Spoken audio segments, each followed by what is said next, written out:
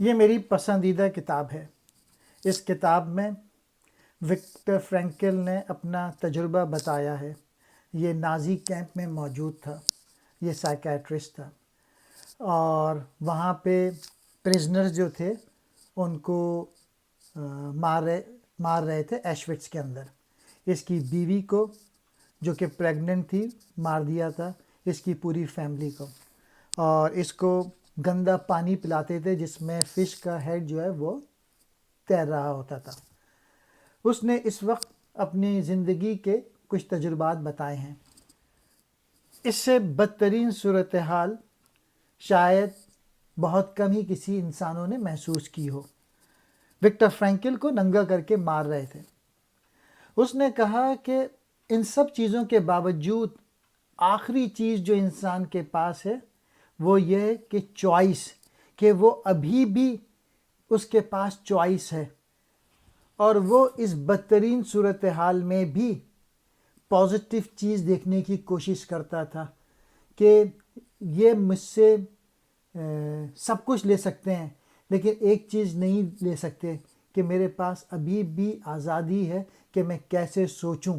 اور وہ اس وقت بھی اچھا سوچنے کی کوشش کرتا تھا۔ وہ لکھتا ہے، جب ہم اب کسی صورتحال کو تبدیل نہیں کر سکتے ہیں تو ہمیں خود کو تبدیل کرنے کی کوشش کرنی چاہیے۔ یہ میرا پسندیدہ کوٹ ہے، پہلے میں اس کو انگلش میں پڑھتا ہوں۔ Everything can be taken from a man but one thing the last of the human freedoms, to choose one's attitude in any given set of circumstances, to choose one's own way۔ انسان سے سب کچھ لیا جا سکتا ہے لیکن ایک چیز، انسانی آزادی کی آخری بات، کہ کسی بھی طرح کے حالات میں انسان کے اس وقت بھی چوائس موجود ہے کہ وہ اپنا راستہ منتخب کرے۔ وکٹر فرینکل لکھتے ہیں کہ میں چاہتا ہوں کہ آپ الفاظ کو سنیں جو آپ کا ضمیر آپ کو کرنے کا حکم دیتا ہے۔ وہ لکھتے ہیں، جن کے پاس جینے کے لیے کیوں ہے وہ تقریباً کس طرح برداشت کر سکتے ہیں۔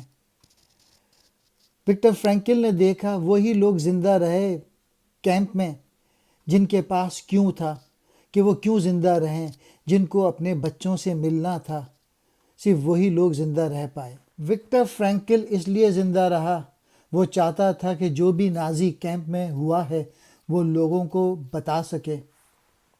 وہ لکھتا ہے، آنسوؤں سے شرمندہ ہونے کی ضرورت نہیں، کیونکہ آنسو یہ گواہی دیتے ہیں کہ ایک آدمی میں سب سے زیادہ ہمت ہوتی ہے جس کی ہمت برداشت کرنا ہوتی ہے۔ وہ لکھتا ہے کہ غیر معمولی صورتحال کا غیر معمولی رد عمل معمول کا سلوک ہے۔ کسی اور انسان کو اپنی شخصیت کے اندرونی حصے میں جکڑنے کا واحد طریقہ محبت ہے۔ کوئی بھی دوسرے انسان کے جوہر سے پوری طرح واقف نہیں ہو سکتا جب تک کہ وہ اس سے محبت نہ کرے۔ کسی بھی شخص کو کسی دوسرے کو جج نہیں کرنا چاہیے جب تک وہ خود سے پوری ایمانداری سے نہ پوچھے کہ آیا ایسی ہی صورتحال میں نے ایسا ہی نہیں کیا ہوگا۔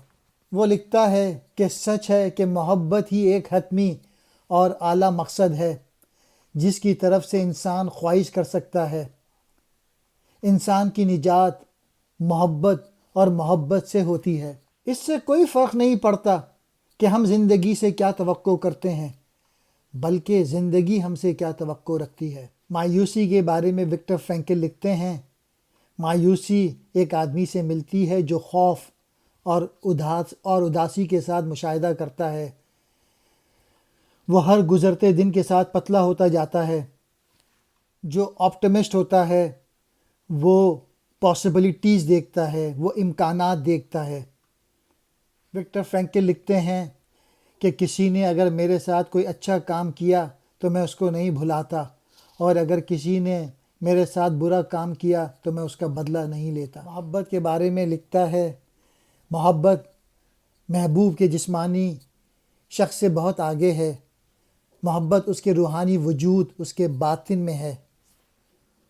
انسان محض وجود نہیں رکھتا بلکہ ہمیشہ فیصلہ کرتا ہے کہ اس کا وجود کیا ہوگا۔ اگلے ہی لمحے وہ کیا بنے گا۔ اسی علامت سے ہر انسان کو کسی بھی وقت تبدیل ہونے کی آزادی ہے۔ وہ لکھتے ہیں کیونکہ دنیا کی حالت خراب ہے، لیکن جب تک ہم میں سے ہر ایک اپنی کوشش نہیں کرتا تب تک سب کچھ بدتر ہو جائے گا۔ لوگ خود افادیت، قناعت، اندرونی توازن، مستند زندگی، راحت اور سچائی کی تلاش کر رہے ہیں۔ Between stimulus and response there is a space. In that space is our power to choose our response. In our response lies our growth and our freedom. Urdu میں یہ اس طرح سے ہے، محرک اور جواب کے درمیان ایک جگہ ہے، اس جگہ میں ہمارے جواب کو منتخب کرنے کی ہماری طاقت ہے، ہمارے جواب میں ہماری طاقت اور ہماری آزادی ہے۔ زندگی آپ سے سوالات کر کے زندگی کا مفہوم پوچھتی ہے۔ تم زندگی نہیں مانگتے، یہ زندگی سے آپ کی توقع نہیں ہے، بلکہ زندگی آپ سے کیا توقع رکھتی ہے۔ محبت ایک اعلیٰ مقصد ہے جس کی آپ تمنا کر سکتے ہیں۔ زندگی کا مفہوم ہر ایک لمحے سے الگ ہے، کوئی بھی صورتحال خود کو نہیں دہراتی۔ زندگی کا مفہوم ہر فرد کے لیے منفرد ہے۔ اس کتاب کا مین میسیج یہ ہے کہ انتہائی دشوار حالات میں بھی انسان زندگی کے معنی نکال سکتا ہے، اور زندگی گزارنے کی ترغیب اس معنی کو ڈھونڈنے سے حاصل ہوتی ہے۔ میں اس جملے کو انگلش میں بھی پڑھ دیتا ہوں۔ Frenkel argued that life can have meaning even the most miserable of circumstances, and that the motivation for living comes from finding that meaning. لوگ کیا چیز تلاش کر رہے ہوتے ہیں؟ وکٹر فرینکل کے مطابق لوگ تکمیل، خود افادیت، قناعت، اندرونی توازن، مستند زندگی، راحت اور سچائی کی تلاش کر رہے ہوتے ہیں۔ فرینکلن کے مطابق زندگی کا مقصد 3 طریقے سے نکل سکتا ہے: مقصد کے مطابق کام، محبت اور دشواری کے وقت ہمت۔ انگلش میں کہتے ہیں کہ purposeful work, love and courage in the face of difficulty. خوشی کیسے حاصل کی جا سکتی ہے؟ دوسروں کی مدد کر کے، ٹی وی دیکھنا چھوڑ دیں، وہ کچھ کریں جو آپ ہمیشہ کرنا چاہتے ہیں۔ انسان کی بنیادی خواہش خوشی حاصل کرنا نہیں اور درد سے بچنا نہیں، بلکہ زندگی میں ایک معنی دیکھنا ہے۔ انسان کو تکلیف ہوتی ہے اگر اس کی زندگی میں معنی نہیں ہوں گے۔ یہ کتاب وکٹر فرینکل، جو کہ ایک قیدی تھا نازی جرمنی کے کیمپ میں، یہ کتاب اس کے متعلق ہے، اور انسانی روح اور انسانیت کی صلاحیتوں کی ایک حیرت انگیز کہانی ہے۔ وکٹر فرینکل 1905 میں پیدا ہوئے تھے اور بعد میں ویانا میں ایک سائیکیٹرسٹ بنے۔ اس کتاب میں انہوں نے بتایا ہے کہ تکالیف کے عالم میں انسانی روح کی ہمت اور وقار کیا ہوتی ہے۔ فرینکل اپنی اہلیہ سے گہری محبت کے بارے میں سوچا کرتے تھے اور جنگ کے بعد اسے دوبارہ دیکھنے کی امید کرتے تھے۔ فرینکل کیمپ میں بہادری اور قربانیوں کی بہت سی حرکتوں کا مشاہدہ کرتے تھے۔ اس کتاب کا بنیادی مقصد کسی شخص کو اپنی زندگی میں معنی تلاش کرنے کے لیے پرسپیکٹو یا نقطۂ نظر اور ٹیکنیک مہیا کرنا ہے۔ فرینکل لکھتے ہیں کہ خوشی اور تکلیف نسبت یا ریلیٹو تصورات ہیں جن کے معنی افراد کے تجربات اور توقعات کے حوالے سے طے کیے جاتے ہیں۔ اسی طرح انہوں نے ذکر کیا ہے کہ لوگ ذہنی اور روحانی طور پر ان میں سے کیا بننے کا انتخاب کرنے کی صلاحیت رکھتے ہیں۔ افراد کی نفسیاتی انتخاب کرنے کی اس قابلیت کی وجہ سے انتہائی سنگین حالات میں بھی، کہ جب کیمپ کے اندر لوگوں کو گیس چیمبر میں مارا جا رہا تھا اور کھانے کے لیے انہیں گٹر کا پانی دیا جا رہا تھا، اس وقت بھی کچھ لوگ اپنی زندگی میں معنی تلاش کر رہے تھے۔ اس کتاب کو امریکہ کے ایک با اثر ترین کتاب کے طور پر دیکھا جاتا ہے۔ 1997 میں فرینکل کی موت کے وقت اس کتاب میں 10 ملین سے زیادہ کاپیاں فروخت ہو چکی ہیں اور 24 زبانوں میں اس کا ترجمہ ہو چکا ہے۔ Man search for meaning by Victor Frankl, Urdu میں اس کتاب کو کہتے ہیں کہ مقصد کی تلاش، اور یہ امریکن کانگریس کی 10 ریکمینڈڈ بکس میں سے ایک کتاب ہے۔